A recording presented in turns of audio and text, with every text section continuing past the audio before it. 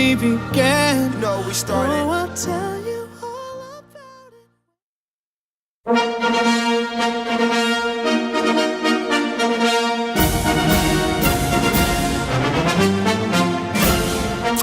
꽉 막힌 우리 정치의 맥과 혀를 시원하게 뚫어드립니다. 정치 일타 김성태가 풀어줍니다. 정치의 맛. 협치 전문가, 분쟁 조절 해결사, 자, 김성태 국민의힘 중앙위원회 상임위원장 모셨습니다. 어서 오십시오. 예, 안녕하세요. 김성태입니다. 네. 예, 조금 전에 우리 주 기자님의 그 일본 가슴 아픈 내용이 참 방송하기 전에 참 먹먹했습니다. 네. 그러니까 이 열악한 노동 환경에 이 협력 하청회사 노동자들의 네. 그 애환과 고충은 정말 이 노동시장 안에서도 이 양극화 네. 현상에서 정말 이 간격을 좀 줄여야 되는데 네. 이 줄이는 것은 서울시교통공사 입장에서 뭐 보다 협력 하청회사에 대한 처우 개선에 대한 전향적인 입장도 가져야 되지만은 노동운동 내부에서도 예.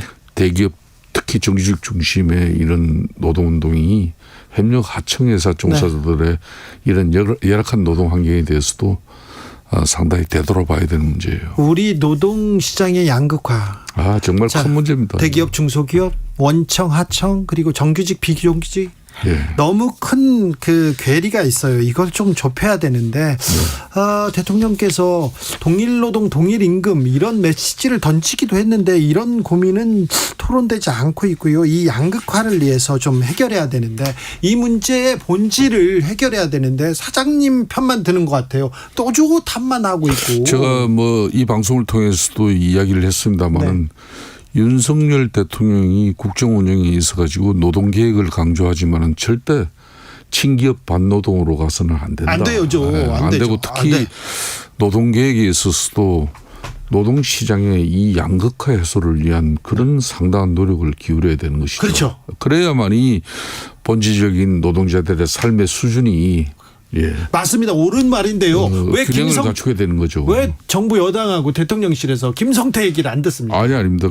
그래서 이제 앞으로 이제 이런 노동 개혁을 위해서는 한국노총, 민주노총 이런 양대 노동 단체뿐만 아니라 뭐 노동 개혁을 이끌어가는 그런 노동 세력들을 하고도 충분한 소통이 이루어져야 되는 부분이 있죠. 예, 알겠습니다. 그런 부분이 좀 아쉬운 대목이죠. 오늘 한일 정상회담 예정돼 있습니다. 자, 대통령이 일본 정상, 일본 기시다 총리한테 한마디 해야 됩니다. 오염수에 대해서 국민들 우려도 있고 그런데 뭐라고 해야 됩니까?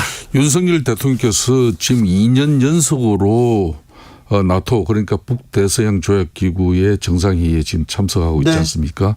아마 오늘 정도 이 나토 회의에서 한일 정상회담이 또 있을 걸로 보여요. 그런 한일 정상회담에서는 뭐 오늘 또 북한이 이제 미사일도 쏘고 대륙간 탄도미사일 쐈지 않습니까?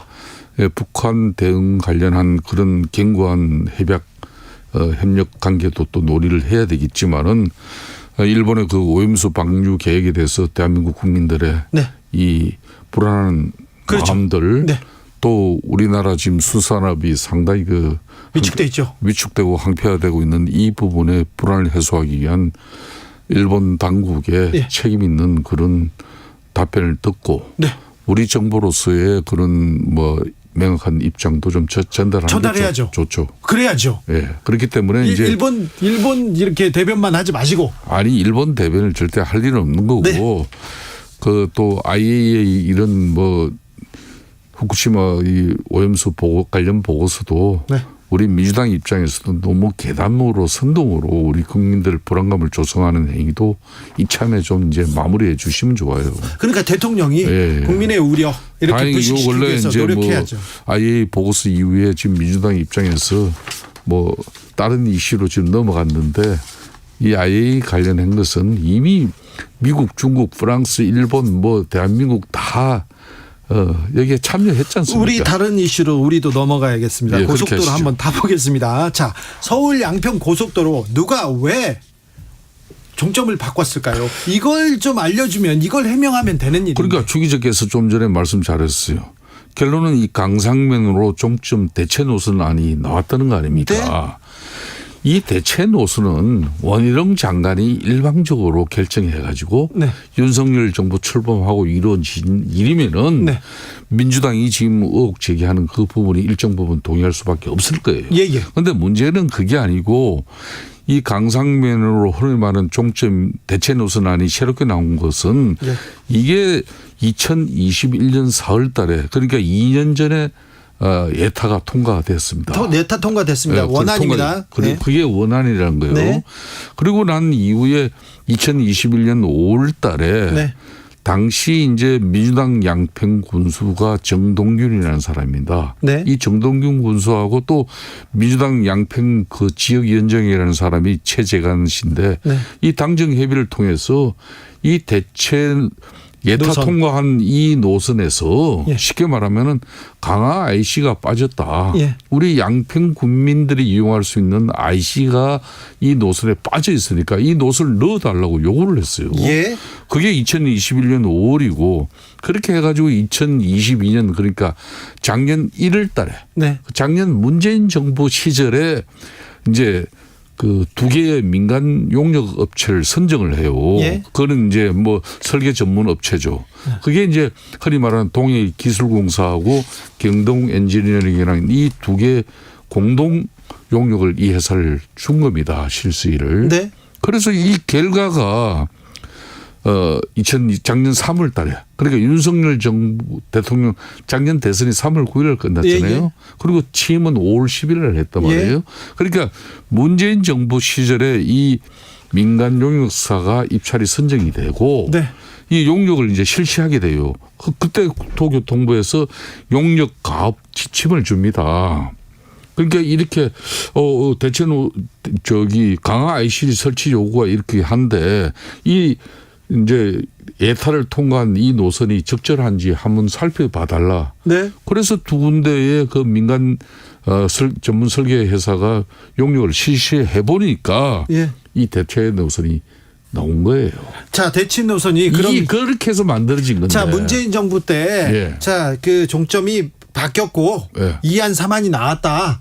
그렇게 얘기했는데 이런 일이 있었습니다. 밝히면 되는데 장관이 백지화하면서 그래서 이게 이제 원희룡 장관이 오늘 이제 본인이 팔 걷어 붙이고 예. 이제 이 양평 고속도로 1타 강사로 오늘 나섰어요. 본인이 유튜브 직접 찍고. 아니 장관이 지금 이 논란을 만들어 놓고 이제 일타 강사를 한다고요? 근데 이것도 이제 그런데. 이게 이제 본 타당성 조사 용역 시장이 이제 애초에 원한 그러니까 문제점하고 그리고 대안도 제시하고 그리고 이 강화 IC를 신설하면서 종점도 강상면으로 가야 된다. 이 엔지니어링 회사의 그런 용역 결과까지도 이제 상세하게 설명해 주고 네. 그러니까 이런 내용들을 본인들이 전면 그 원장관이 예. 비록 민주당의 야당 공세가 있었지만은 네. 의혹 제기가 있었지만은 네. 정말 말도 안 되는 의혹 제기가 있었지만은 조분조분하게 이렇게 오늘 일타 강사 그 유튜브 내용처럼 쭉 자세하게 이렇게 국민들이 쉽게 알아듣게 들을 수 있게끔 설명을 했으면 되는데 이 전면 백지화 부분은 좀 너무 약간 좀 급하게 진행된 부분이 있죠. 원희룡 장관이 좀 정치적 계산을 좀 한 그런데 이제 건가요? 한편으로는 네. 이게 이제 우리 국민의힘이나 네. 원장관 입장에서도 이걸 어설프게 그냥 해명하고 대응했다가는 이 민주당의 이 그 완벽한 이 프레임 구축 작업에 헤어나지를 못한다. 그러니까 좀 상당히 극단적인 자신의 예. 선택과 판단을 통해서 예. 이게 이제 국민들에게도 이 진실을 제대로 알려야 되겠다는 그런 차원에서 아마 원장관은 그런 원장관 차원에서 전면 백지화를 선택을 한 거죠. 원안이 있었는데 종점이 바뀝니다. 종점 주변에 김건희 여사 일가의 땅이 있습니다. 그래서 특혜를 볼 수도 있다. 이런 의혹을 제기하자마자 장관이 백지화 이렇게 나옵니다. 윤상현 국민의힘 의원도 이거 사업 원점 재검토해야 된다 이 얘기합니다. 장관 너무 경솔했다는 얘기 지적도 있었고요. 그 뭐 윤상현 의원도 나름 뭐 자기가 지적을 할 수 있는 것이고요. 네. 다만 이 지금 현재 대체 노선이 만들어진 과정은 네. 분명한 사실은 오늘 뭐 이거는 피할 수 없는 거예요. 이거는 문재인 정부 시절에 제가 아까 자세하게 설명했듯이 이루어진 것이고 네. 그래서 이 원래 노선이라는 것은 예타는 쉽게 말하면 군대 가기 전에 백무청에서 신체 검사하는 거고 네. 군 입대 하게 되면 또 정밀 검사를 하잖아요. 네. 현역 복무를 할 수 있는 정도로. 네. 그렇듯이 예타가 끝나고 나면은 타당성 조사를 하게 되는 거예요. 예. 이 타당성 조사에서 경제적인 문제나 또 사회적인 문제나 또 문화재 이런 문제나 또 환경 문제 이런 걸 다 보는 거거든요. 예. 그래서 최종적인 노선을 확정하는 건데 그 과정이었어요. 그 과정을 문재인 정부의 2개의 엔지니어링 용역 회사를 통해서 지금 원하는 예타를 통과한 원하는 한마디로 양평 군민들의 그런 IC를 갖다 요청하는 걸 수용하려면은 대체 노선을 만들 수밖에 없다. 예. 그렇게 해서 나온 건데 이렇게 조곤조곤 설명을 해 들어갔으면 되는 건데. 근데 여기에서 또 의장님한테 또 정치를 물을 수밖에 없습니다. 예. 자, 야당에서는 의혹이 있다. 문제 제기할 수 있잖아요. 문제 제기하는 게 또 야당 역할이에요. 그게 민주당이 이제 뭐 그런 거 의혹 제기해가지고 네. 프레임 걸면은 또 우리 보수 진영은 잘 걸려요. 그래가지고 헤어나오지도 못하고 노동개혁 제가 아까 이야기했잖아요. 처음 봐요. 이게 흔히 말하는 계절적 여름 이런 계절적 수요나 또 뭐 요 얘기만 하자고요. 네, 고속도로만. 자, 고속도로 얘기. 자, 그래서 어쨌거나 양평에 계신 분, 그 주변에 계신 분들한테는 수건 사업이고. 그러니까. 주말에 양평, 강원도, 경기도로 못 나갑니다. 그래서 네. 고속도로 필요한데 정치로 풀어야 될 거 아닙니까? 해명 의혹을 해소하고 해명하고 끝내야 되는데 주무장관이 자, 민주당이 사과를 해야 재추진한다. 이거는 이거는 어찌 보세요? 그러니까 2018년도에 네. 이미 양평군 계획안에 네. 지금 흔히 말하는 대체 노선안을 그때 민주당 군수 또 민주당 지역위원장이 이미 양평 국민의 입장을 대변해서 IC도 신설해야 되고 이런 주장을 했어요. 알았으니까 어떻게 풀 거냐고요. 이제는 극단적인 원희룡 장관이 억울해서 네. 그런 입장을 강하게 냈으면은 네. 그 입장을 끝까지 윤석열 정부 기간에는 이걸 진행해서는 안 된다. 네. 이렇게 또 단정해서는 안 되는 거죠. 예. 세상에 불변이 어디 있습니까?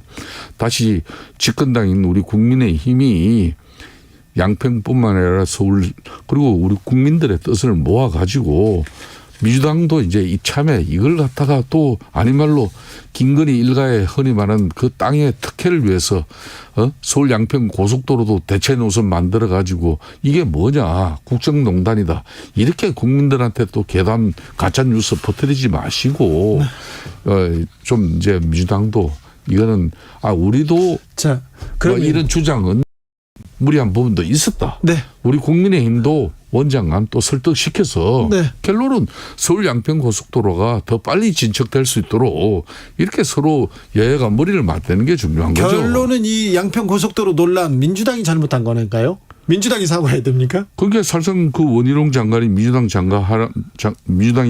이 사과하는 말은 틀린 말은 아니죠. 근데 의장님, 이거는 잘못했으면 이거 너무 오버했다 이렇게 하면 빨리 정치적으로 좀 사과하거나 해결하고 넘어가자 이렇게 얘기해줘야지 모든 것을 민주당 탓이다 이러면은. 그러니까 지금은 진실을 국민들에게 올바르게 알리는 시간이고 네.